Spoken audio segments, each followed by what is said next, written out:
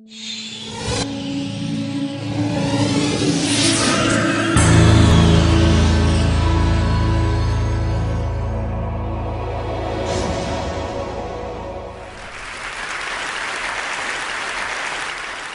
imagine a big explosion as you climb through 3,000 feet. Imagine a plane full of smoke. Imagine an engine going clack, clack, clack, clack, clack, clack, clack. Sounds scary. Well, I had a unique seat that day. I was sitting in 1D. I was the only one who could talk to the flight attendants. So I looked at them right away, and they said, no problem. We probably hit some birds. The pilot had already turned the plane around, and we weren't that far. You could see Manhattan. 2 minutes later, 3 things happen at the same time. The pilot lines up the plane with the Hudson River. It's usually not the route. He turns off the engines. Now imagine being on a plane with no sound. And then he says 3 words, as unemotional 3 words as I've ever heard. He says, brace for impact. I didn't have to talk to the flight attendant anymore. I could see in her eyes, it was terror. Life was over.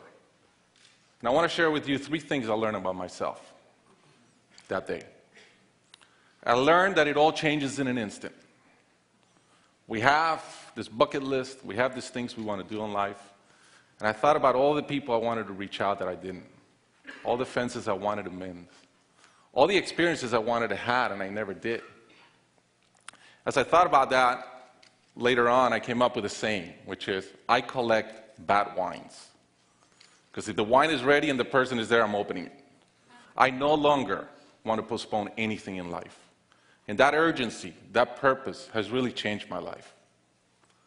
The second thing I learned that day, and this is as we clear the George Washington Bridge, which was by not a lot, I thought about, wow, I really feel one real regret. I've lived a good life. In my own humanity and mistakes, I've tried to get better at everything I've tried. But in my humanity, I also allow my ego to get in. And I regretted the time I wasted in things that did not matter with people that matter. And I thought about my relationship with my wife, with my friends, with people. And after, as I reflected on that, I decided to eliminate negative energy from my life. It's not perfect. It's a lot better. I've not had a fight with my wife in 2 years. It feels great. I'm no longer trying to be right. I choose to be happy.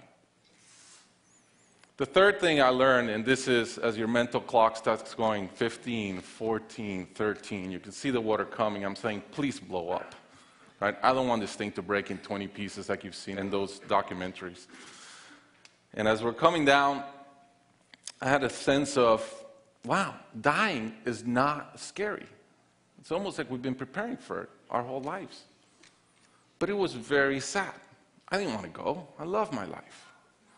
And that sadness really framed in one thought, which is, I only wish for one thing. I only wish I could see my kids grow up.